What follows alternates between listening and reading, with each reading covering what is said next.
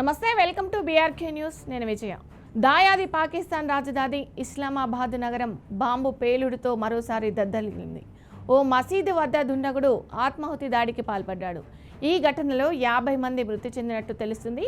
అయితే అనేక మంది గాయపడ్డారు. శుక్రవారం ప్రార్థనల అనంతరం ఈ దుర్ఘటన చోటు చేసుకుంది. ఘటనకు సంబంధించిన పూర్తి వివరాలు ఇంకా తెలియాల్సి ఉంది.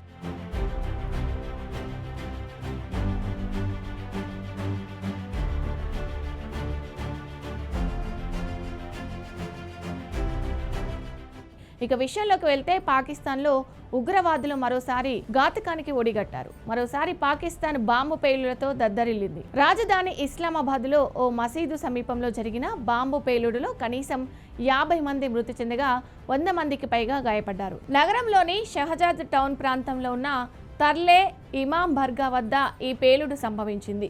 శుక్రవారం ప్రార్థనల అనంతరం ఆత్మాహుతి దాడి చోటు చేసుకుంది. పాకిస్తాన్ మీడియా నివేదికల ప్రకారం షియా వర్గానికి చెందిన మసీదు ప్రధాన ద్వారం వద్ద సూసైడ్ బాంబరు తనను తాను పేల్చుకున్నాడు.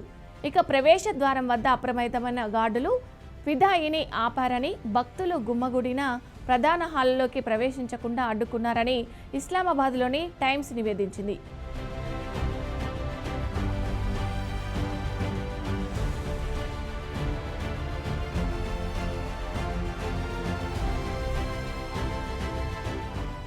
ఇక పేలుడు కారణంగా గేటు భారీగా ధ్వంసమై సమీపంలోని భవనాలు, కిటికీలు పగిలిపై రోడ్డుపై చెల్లాచెదురుగా శిథిలాలుగా పడి ఉన్న వీడియోలు వైరల్ అవుతున్నాయి. బాంబు పేలుడుతో ఇస్లామాబాద్ నగరం వ్యాప్తంగా అత్యవసర పరిస్థితిని ప్రకటించారు. ఇక ఘటనా స్థలానికి చేరుకున్న పోలీసులు, రెస్క్యూ దళాలు సహాయక చర్యలు చేపట్టారు. గాయపడిన వారిని చికిత్స కోసం Pakistan institute of medical sciences కు తరలించారు.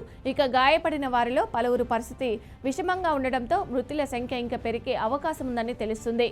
ఇక 3 నెలల కిందట నవంబర్ 11న ఇస్లామాబాద్లో కోర్టు వద్ద జరిగిన బాంబు పేలుడు తర్వాత తాజాగా ఈ ఘటన మరోసారి చోటు చేసుకుంది.